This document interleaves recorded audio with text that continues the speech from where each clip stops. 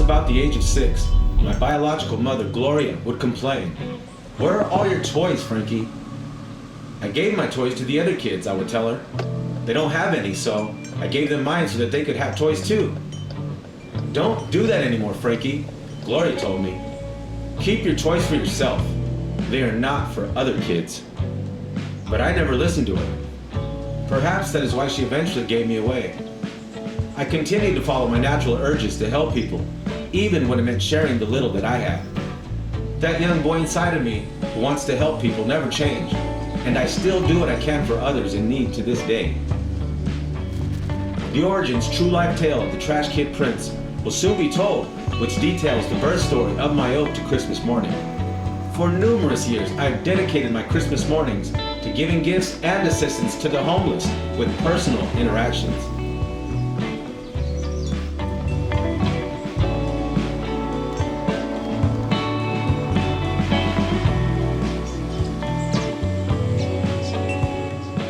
When parenting my children, I always made sure that my kids would never know the emptiness I felt unloved as an orphan on Christmas morning. As my children became adults and my Christmas mornings became mine again, I began dedicating my time and money to the children and homeless in my community.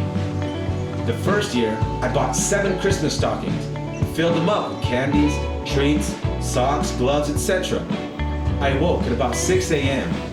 I then drove around Pasco, Washington, looking for people sleeping in the streets to bestow the Christmas treats. People were shocked, but appreciative.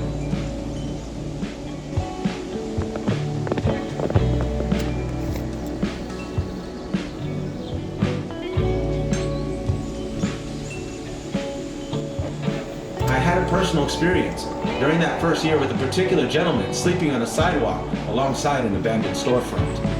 "Merry Christmas," I said when I approached and offered the gift. When the man looked up, we both instantly recognized one another as past co-workers. I immediately gave him a hug. I think there's always a personal tinge in one's heart when that homeless person is someone you know. Well, there's always a tug on my soul, since I too have been out there on those streets, even when I was a child. Life on the streets is an unforgiving experience and difficult to overcome.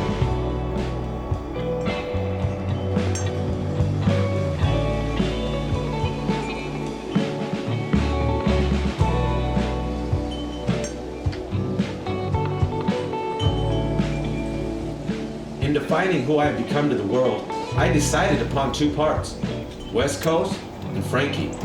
I took on the West Coast name because my entire life I bounced around from city to city, and state to state, mostly in the West Coast of the US. My birth certificate states Frank as my first name, but when I was young and visited extended family members, I have endearing memories of my grandparents, and specifically of my Tia Lupe calling me Little Frankie whenever they spoke to or about me. "Little Frankie," they would say with endearment when talking to me or smothering me with hugs. Those moments, though too few far and away, encapsulates for me the meaning of Christmas spirit. Were it not for those people and moments in my life, Christmas would not have shined as brightly for me when I was a child.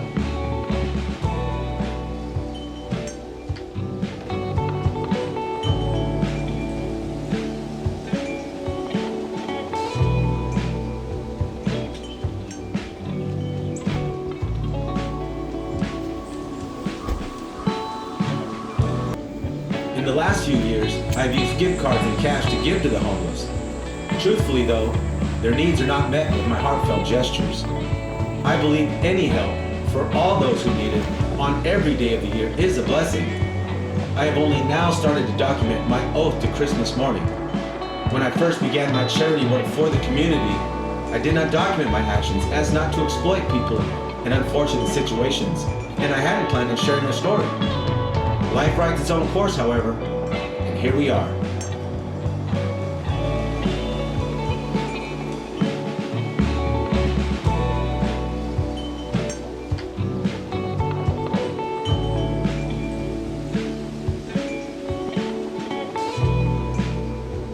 Whether it is Christmas morning or the 4th of July fireworks, weekends or weekdays, there are always others in need. This is just an example of my personal experience, of how I endured and channeled a lifetime of pain into a positive expression. I look forward to the rest of the year, 2025, and I hope blessings spring forth for everyone, because these days, everybody needs a little help.